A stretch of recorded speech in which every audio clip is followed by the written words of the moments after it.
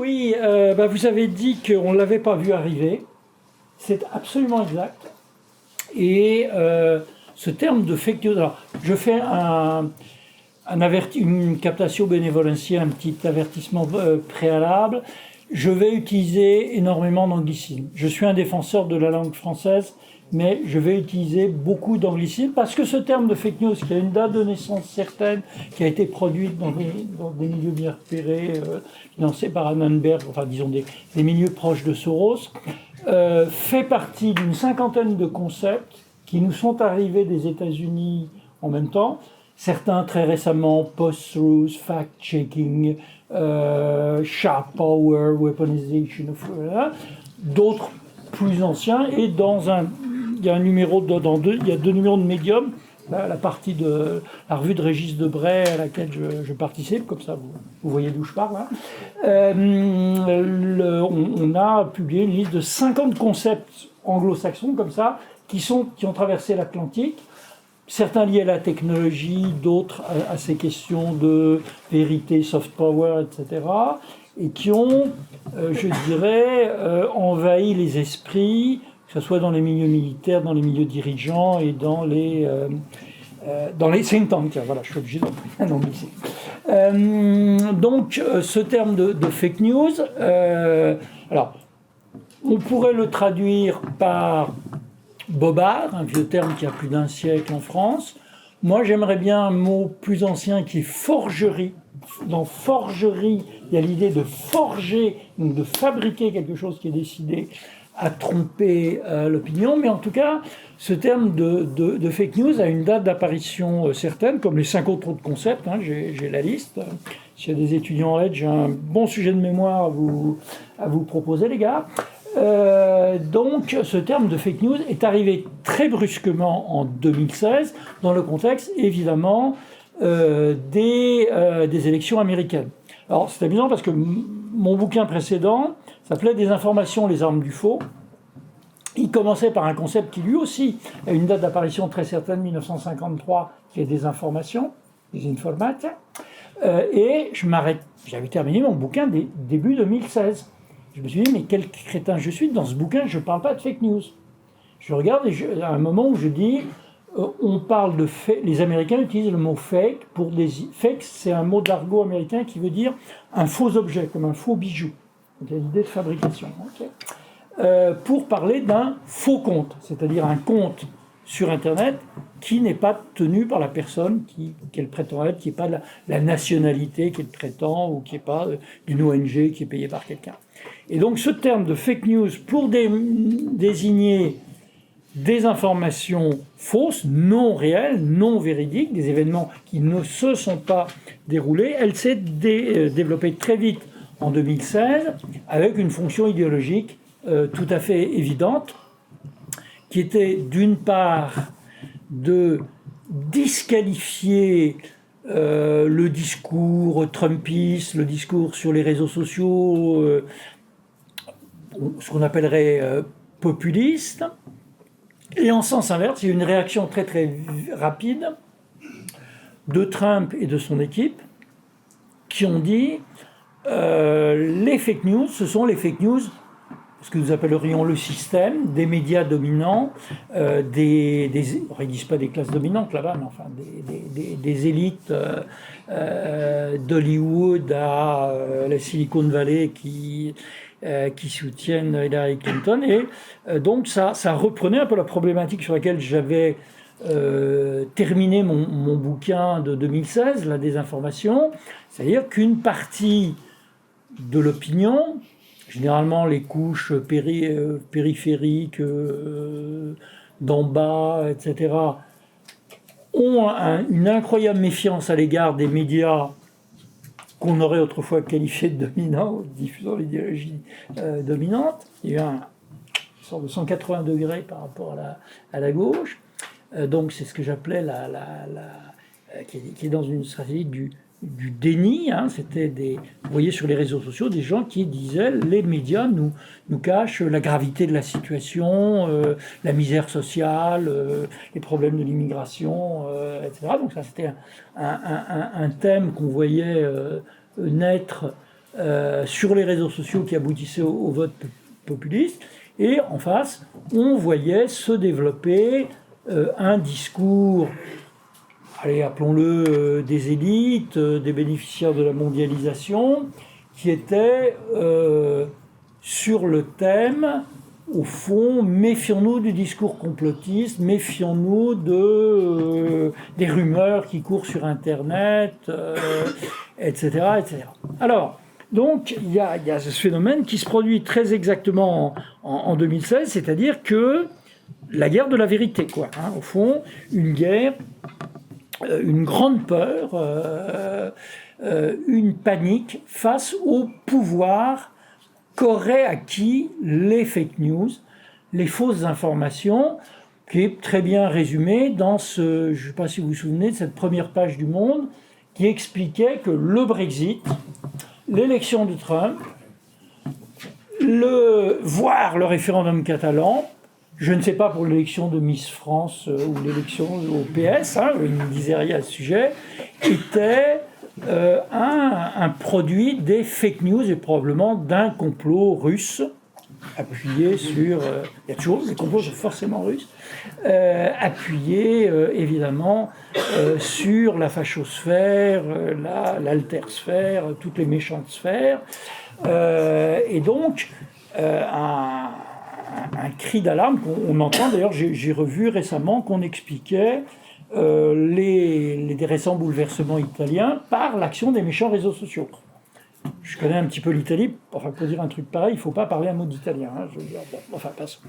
Donc on voit apparaître ce terme qui va se diffuser très très vite, acquérir une valeur de signal d'alerte. Nous sommes en proie aux fake news. J'avais prévu un petit diaporama où je voulais montrer des couvertures de Time Magazine, etc., expliquant le monde tel que nous le connaissons va disparaître. Nous sommes dans l'ère de la post-truth, la post-vérité.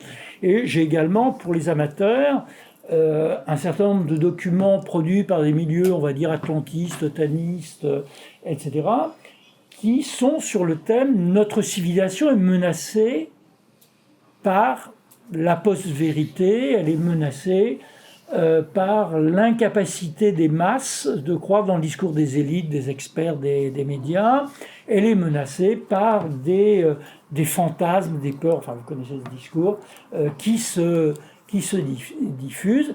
Et donc on l'alerte et il faut ramener le peuple, les égarés, les déplorables, dirait Madame Clinton. Il faut les ramener vers la vérité, vers le cercle de la raison, avait dit Julie, vers il n'y a pas d'alternative, et vers ce que j'appellerais le système si j'étais un épouvantable populiste. Parce que je ne suis pas, bien entendu. Donc ce terme de post-vérité provoque un effet de panique. La loi Macron en est un symptôme. Alors, la loi Macron, c'est quoi? C'est une loi qui va suivre la loi allemande, dont j'arrive plus à me rappeler du nom, des projets européens, etc. La loi Macron va permettre, comme vous l'avez dit, par référé, de demander aux plateformes de retirer très très vite des fausses nouvelles en période électorale qui seraient susceptibles de pervertir le processus démocratique, car bien entendu la démocratie est menacée par le mensonge, par Poutine, etc.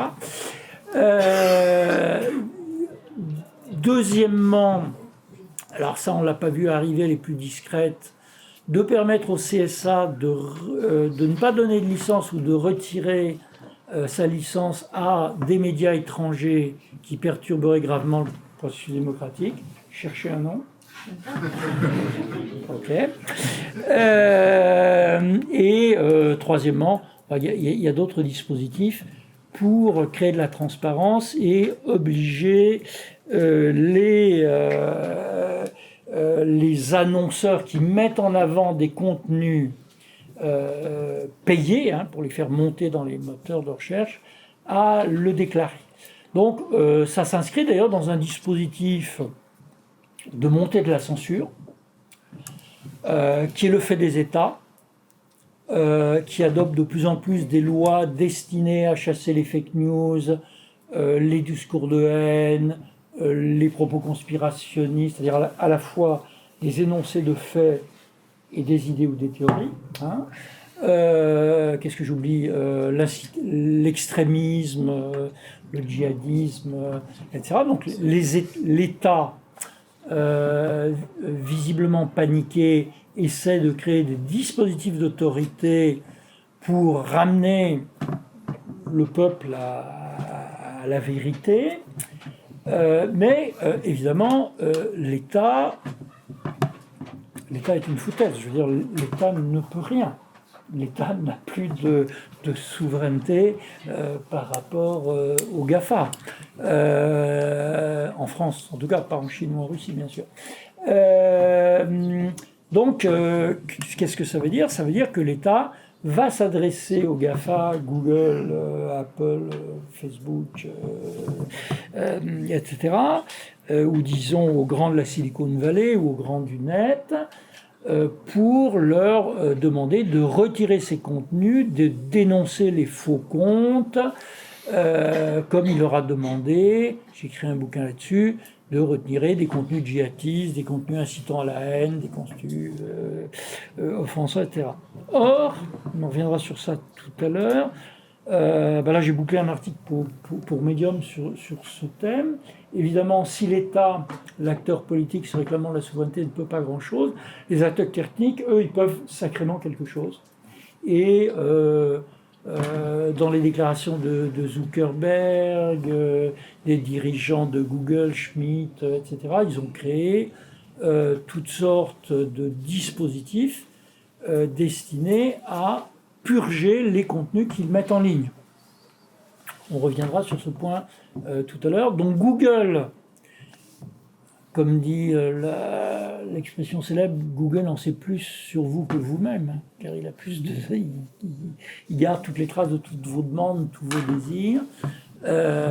Google, Apple, Twitter, etc., mettent en place par des moyens humains, algorithmiques, etc., des dispositifs d'élimination des mauvaises pensées. Alors, je ne vais pas vous faire les violons, je ne vais pas vous faire Orwell, Miniver, etc. Mais enfin, on est quand même dans l'instauration d'un pouvoir technique d'éliminer les opinions fausses, extrémistes, scandaleuses, etc. Ce pouvoir, il est concentré quelque part dans la Silicon Valley, entre les mains de quelques personnes que personne n'a élues et qui possèdent des budgets que beaucoup d'États, nations envieraient. Voilà, donc c'est un peu dans ce contexte-là que se pose ce problème. Alors, on va voir un petit peu les questions que pose la question des fake news. D'abord, il y a une question sémantique. Les mots sont hyper importants. Ces 50 mots qui nous sont venus des États-Unis ont énormément d'impact. Alors, je ne suis pas en train d'expliquer qu'il y a un complot américain. Je veux dire, une force ne vit que d'une faiblesse qu'elle rencontre et un maître que du fait qu'il rencontre des esclaves. C'est parce que nous ne sommes pas capables de produire de contre-notions que nous sommes ainsi soumis. Donc, on a une grande ambiguïté dans ce terme de fake news, du fait de son origine. Il apparaît très précisément en 2007, donc avant, il y avait des mensonges. L'histoire d'Adam et Ève, hein, il y a eu un petit mensonge dans cette histoire. Je veux dire, il y avait des fausses nouvelles sous Louis XVI. Les puissances étrangères envoyaient des libelles moquant la sexualité du roi et de la reine. Les gens ont cru des trucs délirants pendant très longtemps. Moi, comme je suis assez vieux, je suis né dans une France où un Français sur 4 ou 5 pensait que Staline était un mec épatant. Est-ce que cette information est vraie ou fausse?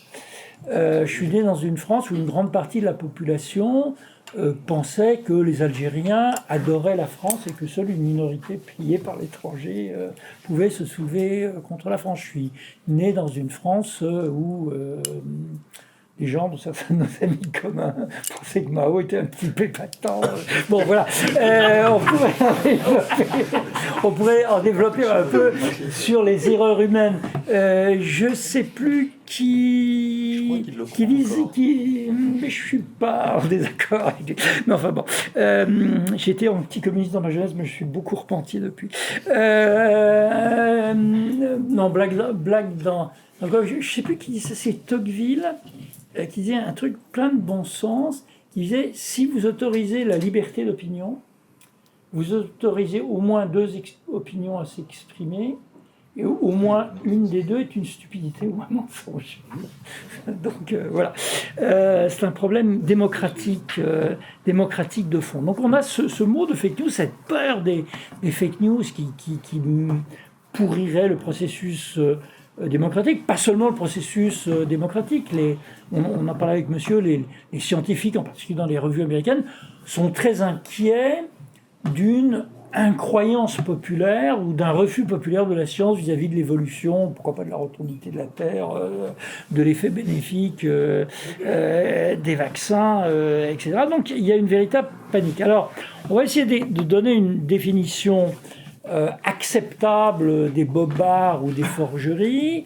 Au fond, une fausse nouvelle... D'abord, il faut que ça soit une nouvelle et qu'elle soit fausse. Je m'excuse, mais bon. Il faut que ça soit une nouvelle, donc elle relate un fait. Si je vous dis demain, il va y avoir la Troisième Guerre mondiale où une soucoupe volante va atterrir à Duroc, je vous dis probablement une stupidité, mais ça vous le saurez demain matin. Mais je ne dis pas un mensonge ou une fake news. Je fais une anticipation probablement délirante sur l'avenir. Donc, pour qu'il y ait une fausse nouvelle, il faut qu'elle pose sur un événement qui est ou vrai ou faux. Moi, je n'ai pas envie de discuter philosophiquement de ce que c'est que la vérité, mais je sais ce que c'est que le mensonge. Hannah Arendt a écrit des belles choses là-dessus. Le mensonge se produit quand vous dites A en sachant parfaitement et en croyant parfaitement que B. Donc, il faut qu'il y ait une forgerie, qu'il y ait une fabrication d'un événement faux ou imaginaire. Alors, c'est techniquement de plus en plus facile de fabriquer un événement faux ou imaginaire. Pourquoi ? Parce que chacun d'entre nous peut devenir émetteur, raconter qu'il a assisté à un événement imaginaire, je ne sais pas, à la Gouta par exemple, casque blanc, etc. Où chacun peut très facilement truquer une trace de la réalité. Truquer une trace de la réalité, ça veut dire avec Photoshop, vous pouvez faire une fausse image. Ou la bidouiller. Ou tout simplement, vous pouvez aller sur Google Images, prendre une image, Laurent Saïd l'a fait l'autre jour, d'un pauvre petit gamin persécuté. Vous dites, ça se passe à tel endroit en Syrie en 2016, et votre photo a été prise en 2014 en Irak. Bon. Donc, vous pouvez recontextualiser, changer de truc. Donc, il est très très facile désormais de produire des forgeries, des informations fausses, qui étaient plus difficiles autrefois. Quand Staline disait on va faire disparaître Trotsky de l'histoire, il fallait que des milliers de gars, avec de l'encre de Chine, noircissent des milliers de photos argentiques ou recherchent les négatifs. Aujourd'hui, on le fait en 2 secondes sur Internet. Donc, il faut que ça soit qu'il y ait une fabrication d'événements faux, de déclarations fausses. Ça peut aller dans tous les sens. Alors, je vous donne un exemple. J'ai vu tout à l'heure dans le métro la déclaration d'Édouard Philippe, pour que je n'ai pas une violente sympathie, mais on lui a attribué la déclaration. Il faut lapsus. Il faut que nous mobilisions tous les égoïsmes pour mettre en échec la mobilisation sociale. Ce fait n'est pas attesté. En fait, c'est un journaliste, je ne sais plus de Libé, etc., qui a interprété ainsi la pensée d'Édouard Philippe. Peut-être que son interprétation de l'inconscient d'Édouard Philippe est vraie. Mais Édouard Philippe, apparemment, personne ne peut attester, produire une bande magnétique ou un carnet où Édouard Philippe, bon, je répète, je ne suis pas un fan, a prononcé ces mots. Là, nous sommes en présence d'une forgerie. Donc il faut qu'il y ait fabrication d'un événement imaginaire, truqué, susceptible d'être enregistré par la photo ou ou par la parole.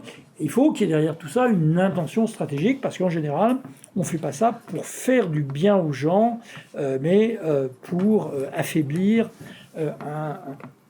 Deuxième élément, donc je définis les fake news, il faut que ça soit délibérément faux.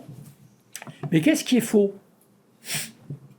Bon, ça peut être la relation d'un événement imaginaire auquel on attribue une explication imaginaire. L'exemple le plus historique, le plus énorme de désinformation, c'est Katyn. Le massacre, tout le monde sait ce que c'est que le massacre de Katyn. Donc on trouve des milliers de cadavres d'officiers polonais avec une balle dans la tête, dans des charniers. Il s'agit typiquement d'un massacre, ce qu'on appelle un massacre de classe, c'est-à-dire le fait de tuer les élites d'un pays, des officiers, des intellectuels, des administrateurs. Et comme la Pologne, comme vous vous souvenez, était occupée à la fois, au début de la guerre, à la fois par l'armée rouge et par la Wehrmacht, il y a une hésitation. Et au moment du procès de Nuremberg, le procureur soviétique dit on a accusé l'armée rouge, mais c'est la Wehrmacht qui a fait le coup. Donc là, pour produire, ce que je veux dire à travers l'exemple de Katyn, qui est un truc très, très, très douloureux pour les Polonais qui savaient très bien qu'ils avaient fait le coup et qu'on les obligeait à mentir, c'est qu'il faut un appareil lourd pour produire un truc comme ça. Il faut des faux médecins, des caméras, vous sortez les cadavres, vous sortez les balles devant la caméra, il faut faire venir la presse. Aujourd'hui, chacun peut réaliser un fake en bidouillant avec Photoshop ou en créant un faux compte. Donc, qu'est-ce qui peut être faux ? Ça peut être une fausse nouvelle, on raconte quelque chose qui ne s'est pas passé, mais ça peut être une fausse source ou une fausse autorité. Machin dit ça alors que ce n'est pas machin. Ça peut être la création d'une fausse source, d'un faux émetteur. On peut créer un site qui ressemble à un média d'information. On peut même créer des faux mouvements d'opinion. On peut, alors ça se fait commercialement, ça se fait, je veux dire, en économie, en guerre économique, quoi. Ça se fait politiquement. On peut soit engager de la force de travail humaine, des gens au Pakistan, au Bangladesh, etc., pour toute la journée se répandre sur les réseaux sociaux en soutenant une certaine opinion, etc., ou en étant favorable à, par exemple, au transport des Jeux Olympiques à Paris. Ouais, c'était quoi le concurrent de Paris là ? C'était San Francisco, Los Angeles. Bon, je prends l'exemple. Au moment où Los Angeles était encore concurrent, il y avait des milliers de tweets en faveur de Los Angeles, dont on a montré très facilement qu'ils venaient du Pakistan, du Bangladesh, etc. Donc c'était des gens qui étaient payés toute la journée pour dire que Los Angeles était une ville épatante, etc. Et ça se fait couramment commercialement. Hein, ça s'appelle, le terme technique, c'est astroturfing. Donc ça peut se faire également en politique. Et alors, soyons francs, nos amis russes l'ont fait. Et ils ne sont pas les seuls. Il existe, il y a un moment où il faut croire même les reportages d'Arte, quoi, ou une partie des reportages d'Arte. Il y a un endroit, à Saint-Pétersbourg, où il y a des gens qui vont au bureau tous les matins et qui sont chargés d'émettre des opinions en faveur de Poutine ou de se présenter comme des Américains anti-Trump. Mais ils sont quelques dizaines. Et en Chine, il y a un immeuble à Shanghai qui a été bien repéré, où il y a la même chose qui se passe en Chine, alors là, en idéogramme, qui s'adresse aux internautes dans tel forum, sur tel réseau social, tu as dit telle chose, tu as critiqué le parti, mais as-tu bien réfléchi que le parti est en train de faire de son mieux pour améliorer la situation ? Il y a des gens qui font ça toute la journée, c'est leur profession. Ça existe. Dans Jules César de Shakespeare, on raconte qu'il y a des fausses lettres qui ont été envoyées à Brutus pour le convaincre de tuer César. Hein. C'est pas une invention nouvelle. Donc voilà, ça peut être une fausse source, une fausse dire, un faux mouvement d'opinion. Alors, si vous ne voulez pas payer des bengalis ou etc., vous prenez les algorithmes. Ils vous font très bien ça. Un algorithme va prendre une fausse identité et envoyer des messages en faveur d'un produit, d'une opinion, etc. On peut fausser donc l'émetteur, la source, etc. On peut même, alors il y a même des techniques pour fausser votre attention, pour fausser la hiérarchie des informations. Pour faire, bon, c'est très simple. Il y a deux façons dont une information peut atteindre votre cerveau sur Internet. Soit Google ou un moteur de recherche quelconque a jugé que c'était la réponse à la question que vous posiez, soit c'est votre réseau social qui vous a conseillé de cliquer sur tel lien ou d'aller lire tel texte ou d'aller voir telle vidéo rigolote. Donc c'est ou un cerveau électronique ou un cerveau humain qui vous a conseillé. Dans les deux cas, on peut tricher, bien entendu. Si c'est un cerveau électronique, on peut acheter des moyens de faire remonter quelque chose dans la hiérarchie. Vous savez, vous connaissez la vieille blague, quel est le meilleur endroit pour cacher quelque chose que personne ne trouvera jamais, c'est en page 2 de Google. On ne regarde que la page 1. Voilà. Donc, il y a des techniques pour fausser la structure de l'attention, j'ai appelé ça la guerre de l'attention, et pour créer donc une hiérarchie des informations. Vous pouvez le faire de façon publicitaire pour faire mieux apparaître les propositions pour vos produits, et vous pouvez le faire de façon politique pour faire mieux apparaître votre message. Donc on voit que tous ces procédés se sont développés parce qu'ils présentent un intérêt stratégique, ils sont beaucoup plus faciles pour lancer une opération de désinformation. Chacun d'entre nous dans cette salle peut le faire, alors qu'autrefois il y avait par exemple une section très spécialisée, place Dzerzhinsky, comme raconte très bien Volkov. Donc ce phénomène va se développer avec lui une panique face à ce phénomène de la fabrication de fausses informations. Mais évidemment, cette panique va être, si je veux dire, exploitée idéologiquement ou politiquement. Et on voit apparaître, depuis 2016, énormément de textes, de recherches de think tank, de numéros de revues qui vont dire « Ah, nous sommes menacés par la montée du faux ». C'est particulièrement vrai sur les réseaux sociaux. Je fais une petite parenthèse. Joli tête à queue idéologique et joli retournement. Car qu'est-ce qu'on disait au moment du printemps arabe, vous vous souvenez? C'est épatant, les réseaux sociaux. Les citoyens vont pouvoir s'exprimer, les autocrates, les Ben Ali pourront plus les censurer, à bas la censure. Vive les nouvelles venues du peuple qui franchissent les frontières. La démocratie est garantie. Google Revolution, Twitter Revolution est garantie. Enfin, maintenant, les réseaux sociaux, c'est l'horreur, c'est plein de poutiniens et de populistes. Car on a trouvé les trois coupables. Alors, il y a trois théories de la culpabilité qui se développent, qui ne sont pas incompatibles. Enfin, quatre, il y a des gens qui ont écrit des articles minoritaires pour dire que c'était de la faute de Foucault, de Barthes, la French Philosophy, et si on remonte en dernier à Nietzsche, mais enfin ça c'est une opinion très minoritaire. Non, en fait, qui sont les trois coupables? Ah, Poutine, bien entendu.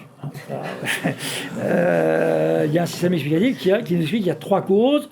C'est le complot russe. D'ailleurs, c'est intéressant puisque qu'est-ce qui caractérise la pensée russes, anti-mondialisation, des déplorables, des populistes, c'est qu'ils sont complotistes. Donc c'est le complot des complotistes. Alors là, je ne sais pas, certains d'entre vous ont peut-être vu le truc d'Arte l'autre jour où on enquêtait avec des caméras, etc. Donc il y aurait des services qui se chargeraient de répandre de fausses nouvelles pour pervertir le processus démocratique, pour fausser les élections, pour créer des paniques, des mouvements de haine, de racisme, enfin les choses habituelles comme ce doit, et pour interférer dans l'élection américaine en particulier, dont l'enquête du procureur Mueller. Donc ça, c'est la cause humaine. Hein, alors,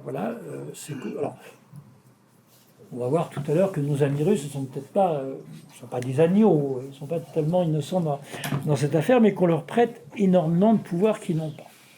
Deuxième théorie de classe. Nous sommes dans l'ère de la post-vérité. Pourquoi ? Parce que la population, comment dirais-je, est tellement en proie à ses passions, à ses désirs, à ses fantasmes, etc., qu'elle se moque de la vérité. Hein, sur les réseaux sociaux, les gens qui votent Trump, par exemple, les gens qui votent Brexit, sont des gens qui vont non pas chercher des faits pour y confronter les opinions qui se feront, qui les amèneront à un vote, mais pour trouver une justification à leur fantasme. Ça, on pourrait résumer cette théorie de façon triviale par l'idée que le peuple est con. C'est un peu l'idée que soutenait Mme Hillary Clinton l'autre jour dans une interview très intéressante. Donc il s'agirait en quelque sorte d'une infériorité, alors génétique, je ne sais pas, des couches inférieures, qui serait d'une crédulité, les populistes, qui à la fois rejetteraient les élites, les experts, par jalousie, par frustration. Donc ça serait le troupeau ignorant, ils sont dans la caverne de Platon, etc. Ils sont indifférents à la vérité politique. C'est ce que certains ont théorisé avec une notion pseudo-philosophique qui est celle de post-vérité. Vous savez, post-démocratie, post-modernité, tous ces trucs-là. Donc là, je me souviens de la post-truth era, dans l'ère de la post-vérité. Et donc jusqu'à présent, ça allait bien. On avait gagné face au communisme, on allait vers une société ouverte, etc. Mais boum, nous sommes passés dans l'ère de la post-vérité. Et donc il y aurait à la fois des méchants qui essaient de la saboter. Par exemple, dans les milieux otanistes, je travaille avec l'armée, donc je suis obligé de montrer des otanistes de temps en temps. Il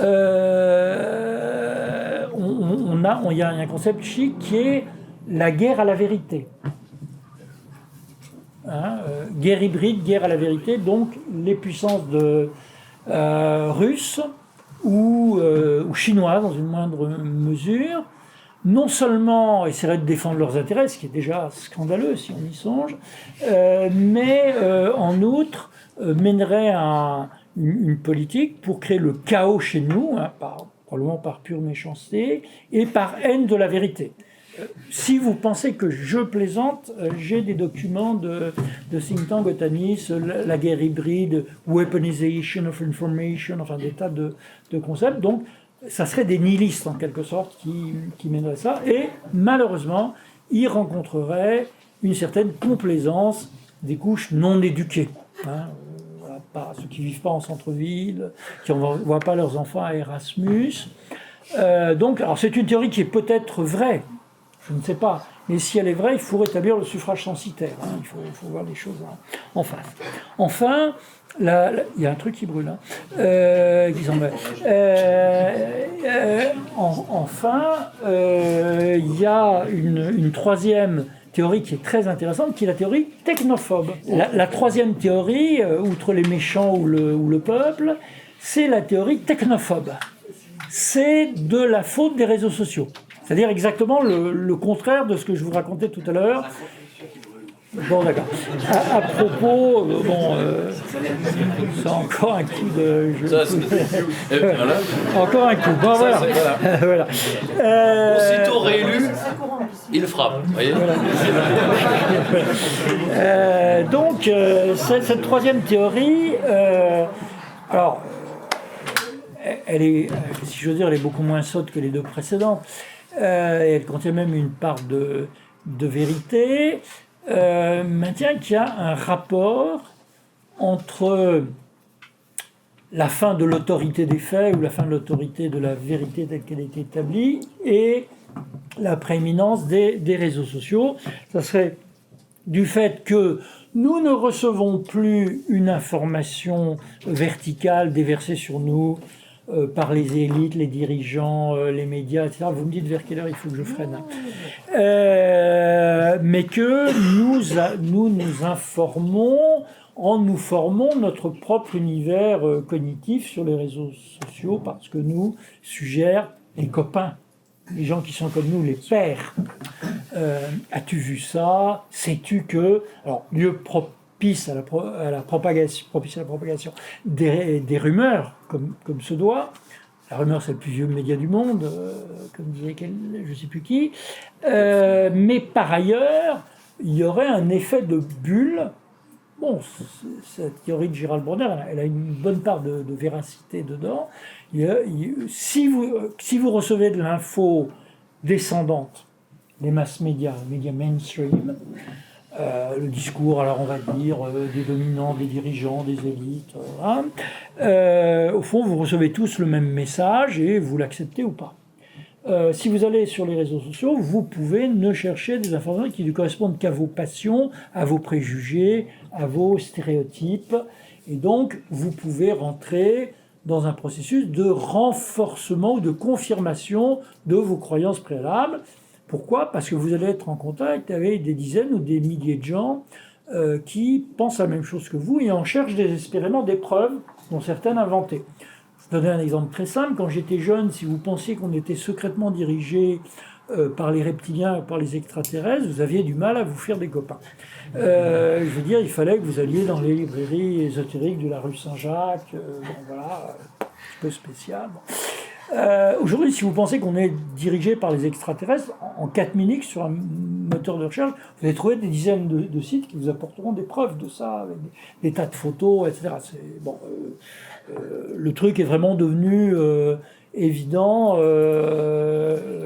j'allais dire, le 12 septembre au matin, quand on commençait à proliférer des théories du genre ce ne sont pas des avions qui ont pu faire tomber les tours, regardez, les lois de la physique interdisent qu'une tour tombe comme ça, oui, comment elle devrait tomber, enfin, etc. Donc on voit qu'il y a trois actes dans cette dénonciation des faits divers. Alors, excusez-moi, moi je suis censé être un universitaire, donc obéir à une éthique de la vérité. Je pense que c'est très très mal de mentir et de raconter des conneries. Hein. Comprenons-nous bien sur ce plan. Et par ailleurs, je peux constater, comme chacun d'entre vous, en 4 secondes, que les théories les plus délirantes trouvent à s'exprimer sur les réseaux sociaux, qu'il s'agisse des rumeurs les plus répugnantes ou de gens qui pensent que la Terre est plate. Je ne trouve pas que ce soit bien. Mais là n'est pas la question. La question est plutôt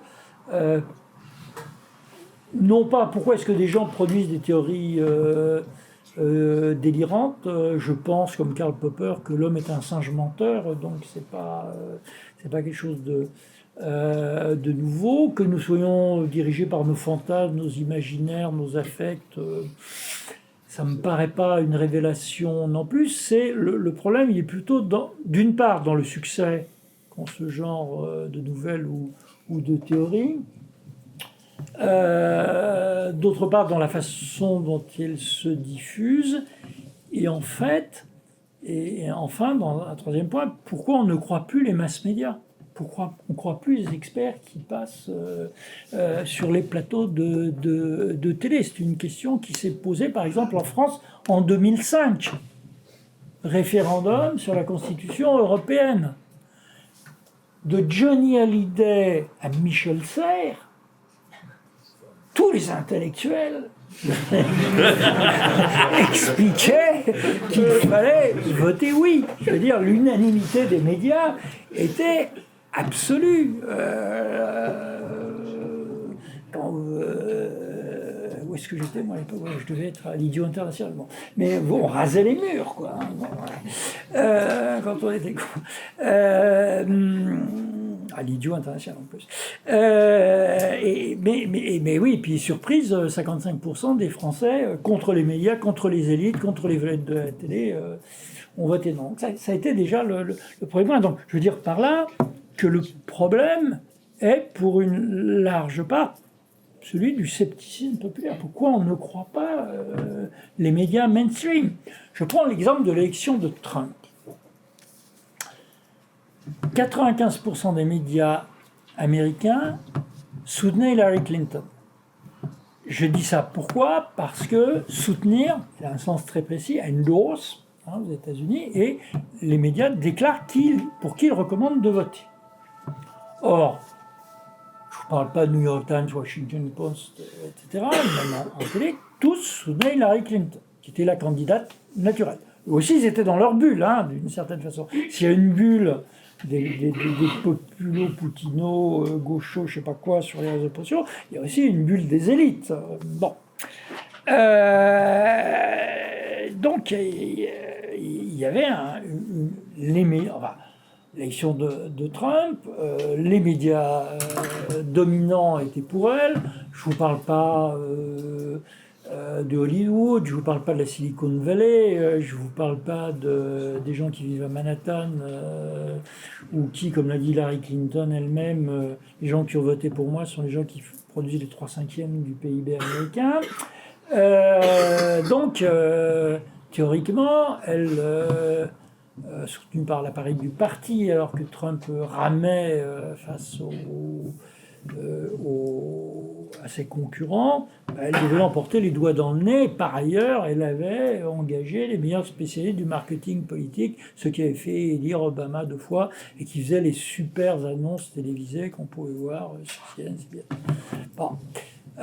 Donc, cette affaire devait être pliée, en tout cas, s'il s'agissait de la communication descendante, celle des élites, des experts, etc. Elle n'a pas été pliée du tout. Alors, il y a plusieurs niveaux d'explication à l'élection de Trump. La première explication que je poserai, c'est ce n'est pas bien que, mais parce que. Ce n'est pas bien que les élites éduies ne suivaient pas ce fou, Hillary Clinton va mener une politique raisonnable, libérale, etc., mais parce que il y a un refus du discours des élites, du discours des médias, une incrédulité de masse qui touchait cette Amérique qui a voté Trump, celle dont l'espérance de vie diminue, entre parenthèses, la Rose Bell n'est pas des grandes métropoles. Ça peut être une part de l'explication. Donc, au fond, un soutien des médias mainstream pourrait être contre-productif auprès d'une partie de la population. La deuxième explication qu'on a avancée, c'est le complot russe. Alors, soyons pas naïfs, je ne doute pas que Vladimir Poutine n'avait pas de sympathie pour Hillary Clinton, ne souhaitait pas son élection, de la même façon que je ne doute pas que les États-Unis aient choisi leur candidat en Ukraine et soutenu la révolution de couleur, etc. Je permets de vous recommander le dernier excellent numéro de la revue Conflit, où j'ai fait un article sur la révolution de couleur, l'action de Soros, de l'USAID, etc. Ça, c'est pas des fantasmes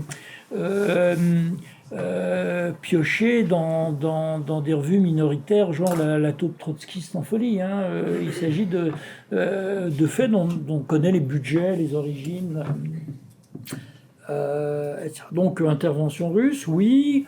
Comment se serait-elle passée à travers Russia Today et Radio Sputnik? Oui, on en connaît l'influence prédominante par rapport à CBS et CNN aux États-Unis. C'est une explication convaincante.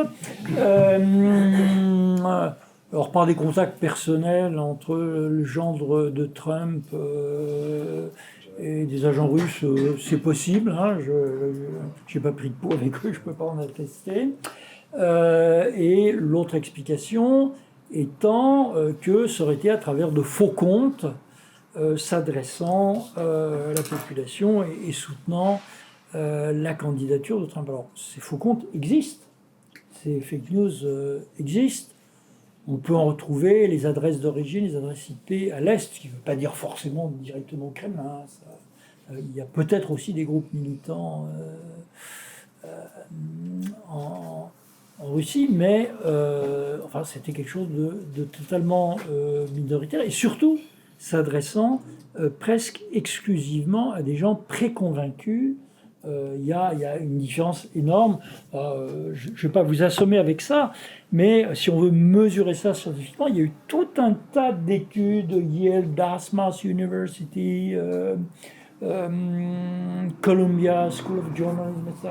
Il y a tout un tas d'études américaines en plus, hein, rassurez-vous, qui tendent à démontrer que cette action sur les réseaux sociaux a peut-être été impulsée par des puissances étrangères. Je vous rassure, hein, les Américains font la même chose à Cuba à travers Zunzuneo et les réseaux sociaux, mais que ça ne s'est adressé finalement qu'à une minorité de l'opinion préconvaincue.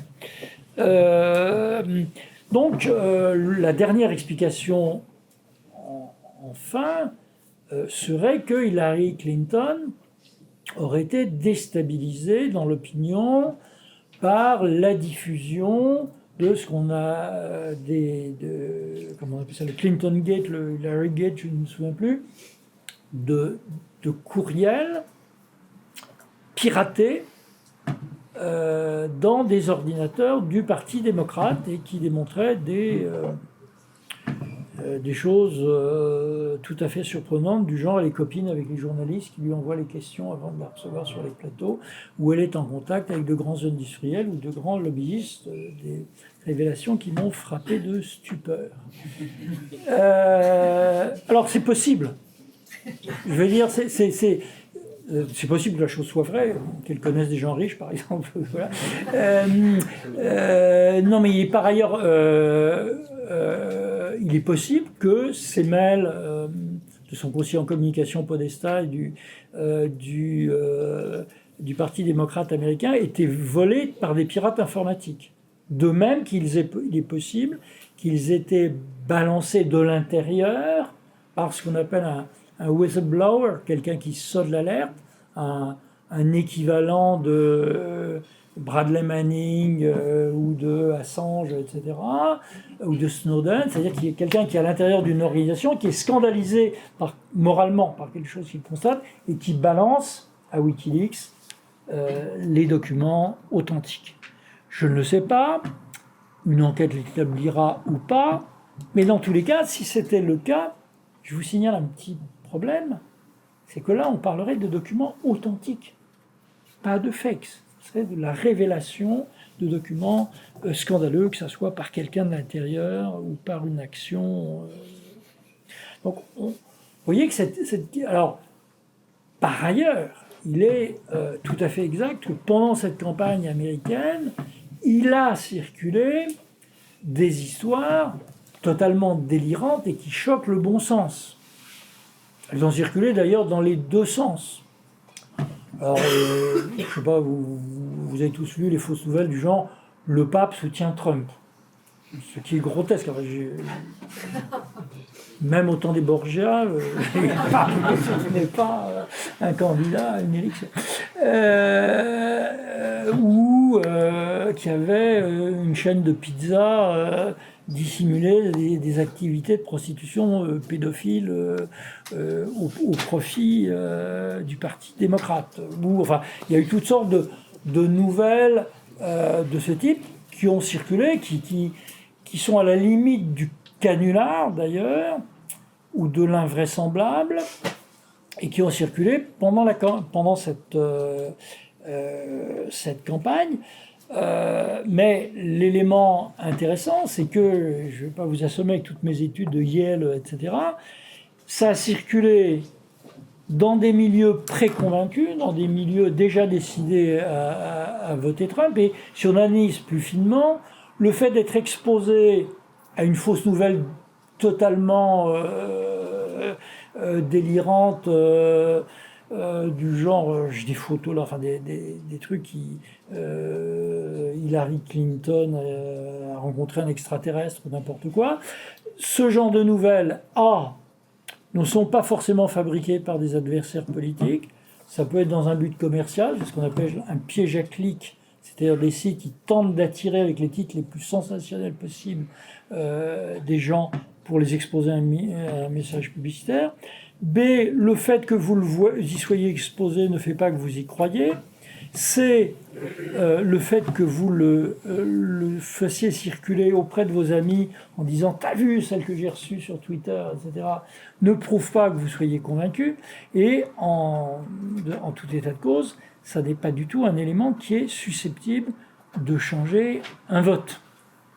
Heureusement d'ailleurs, si avec un bon message unique, on pouvait changer un vote, une décision d'achat, les boîtes de publicité nous feraient tous acheter les mêmes produits et les spécialistes du marketing politique feraient élire les candidats qu'ils veulent. Or, nous l'avons vu par l'expérience française récente, il peut y avoir un effet de surprise par rapport aux attentes des sondages. Donc voilà, donc nous entrons dans ce cycle où la question des fausses nouvelles, fake news, est moins importante par ses effets politiques supposés, car elle ne fait que répondre à des attentes de ceux qui souhaitent y croire, mais elle est en tout cas extraordinairement révélatrice d'une fracture de nos sociétés, fracture sociale, hein, les élites qui croient au cercle de la raison et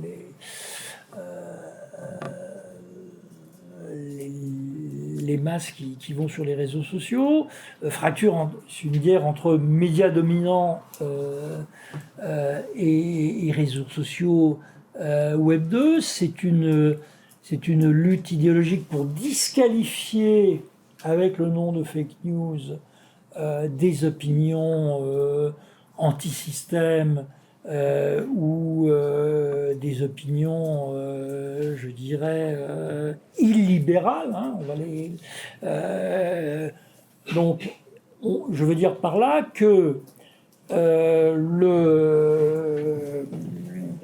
ce qu'on aurait appelé dans ma jeunesse les partisans de l'idéologie dominante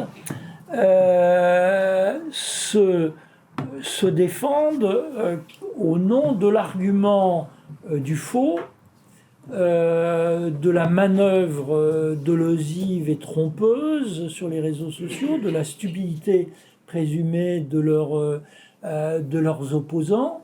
Et donc, on rentre dans un système binaire où il y a démocrates contre populistes, hein, comme on l'a dit sur les plateaux de télévision à l'occasion des élections italiennes, oubliant le détail que les populistes avaient remporté le vote démocratique, et où on va expliquer les résistants d'une part de la population à accepter le système libéral, notre système politique, les sociétés ouvertes, multiculturelles, d'une part comme une marque de crétinisme ou de déficience mentale, mais d'autre part comme une erreur, comme la réaction de gens victimes de fausses nouvelles et de fausses informations.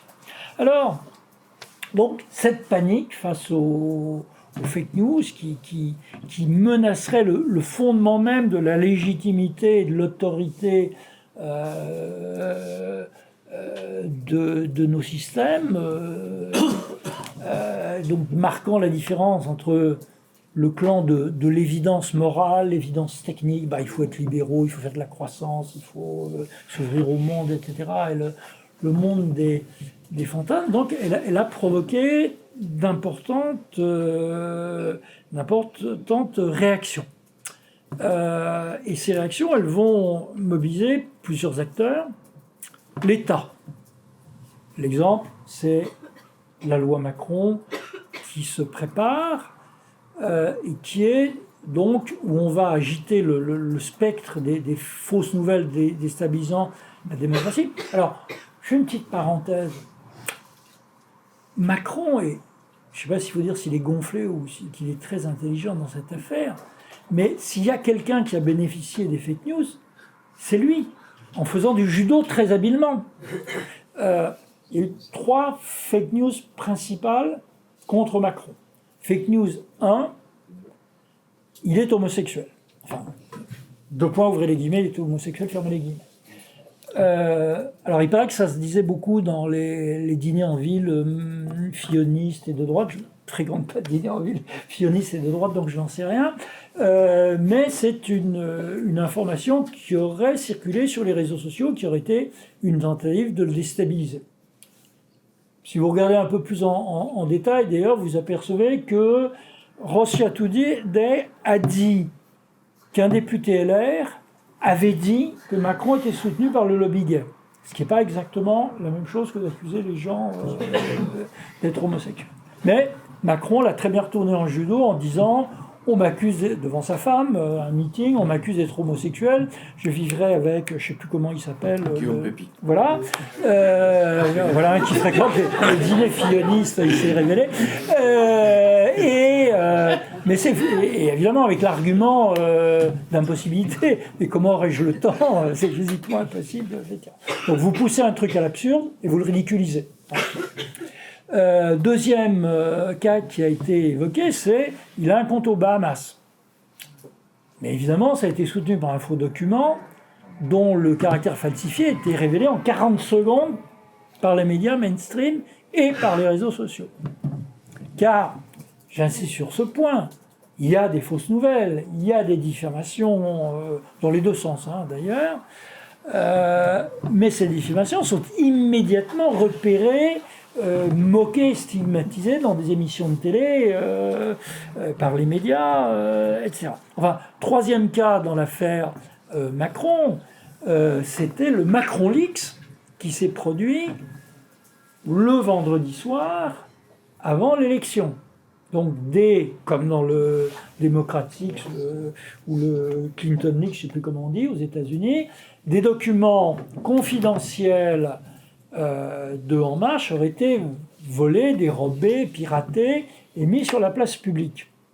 Mais le problème, c'est que, il y avait 9 gigas de documents et personne n'a eu le temps de les lire et de les analyser avant l'élection. Il faut du temps pour analyser des... Je ne sais pas ceux qui ont vu le film Pentagon Papers, ça dit quelque chose, c'était les papiers du Pentagone qui avaient été révélés par un analyste. Il avait photocopié 7000 feuilles. Il a fallu des journalistes qui travaillent des nuits entières pour donner du sens à 7000 feuilles. Bon, là c'était la même chose. Personne, enfin pas moi en tout cas, n'a eu le temps pendant le week-end d'analyser 9 gigas.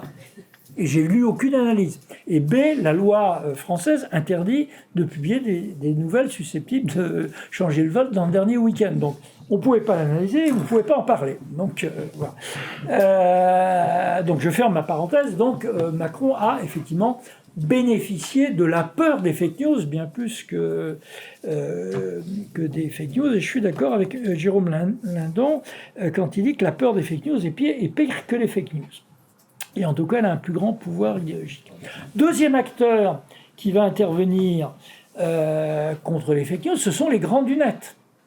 Il y a une incroyable mobilisation de Zuckerberg, de Schmidt, des dirigeants de Google, de Facebook, etc., pour dire nous allons purifier le net, nous allons en faire quelque chose qui ne menacera plus la démocratie ou la décence. Alors, pourquoi est-ce qu'ils le font? Peut-être par conviction sincère. Je pense qu'il n'y en a pas beaucoup parmi eux qui doivent voter Poutine ou Trump. Ça, c'est pas la question. Deuxièmement, pour des raisons d'intérêt évident. Quelle est la richesse de Facebook et de Google? C'est vous. C'est les secondes d'attention de votre cerveau. C'est votre attention. Quelle est la deuxième plus grande richesse de Google? C'est sa réputation. le précisent, qui font qu'on va aller de plus en plus dans le réseau, et on leur donnait de plus en plus nos données, de plus en plus de secondes de notre attention. Donc, ce système a créé effectivement des possibilités de tricherie. Si Facebook vend à des annonceurs publicitaires la possibilité de vous proposer des tondeuses à gazon, s'ils savent d'après les données privées que vous avez un jardin et que vous tondez votre gazon, Facebook offre aussi à des annonceurs politiques des occasions supplémentaires de mieux savoir quels sont vos intérêts, les arguments qui peuvent vous toucher, les nouvelles qui peuvent vous faire voter. Je fais une petite parenthèse, il y a eu un très grand scandale qui a été révélé hier, qui est l'affaire comment ça s'appelle, Oxford Analytica, d'où il résulte que, grâce à une application présentée par Facebook, une société de marketing politique a recueilli des données sur 50 millions d'internautes, des données qui permettaient, big data, ordinateur, de dresser, enfin je simplifie un peu, un profil psychologique et des intérêts cognitifs de ces gens, et a permis à l'équipe de Trump de leur adresser, en dépensant beaucoup moins d'argent qu'il a à Clinton, les messages les plus... Bon. Vous êtes à la NRA, vous avez un 38 spécial chez vous. Si Trump est élu, il vous donnera le droit de garder votre arme. Vous avez un gazon devant chez vous. Savez-vous que la politique de Trump garantira aux Américains qui vont garder leur maison avec pelouse et que vous pourrez continuer à... Et n'oubliez pas d'aller dimanche voter en prenant l'autobus 100 au bureau de vote qui est là. C'est ça, mais ça a joué pour Trump, mais il y a des annonceurs publicitaires qui font la même chose. Donc, les Facebook et autres se sont trouvés accusés, j'ai des couvertures de journaux là-dessus, d'être les électeurs de Trump, les gens qui avaient fait provoquer le Brexit, et les pourvoyeurs du mensonge, comme on les a accusés, d'avoir abrité les djihadistes et de leur permettre d'envoyer sur YouTube des vidéos de décapitation ou leurs messages. Donc, du coup, ils sont entrés avec une parfaite bonne conscience dans une logique de censure et d'élimination des mauvais contenus. Be no evil, disent, ne faites pas de mal, dit Google. Donc, nous sommes bons, nous allons aider les citoyens à connaître la vérité. Troisième acteur, les médias mainstream, les médias classiques, ceux qu'on critiquait dans ma jeunesse,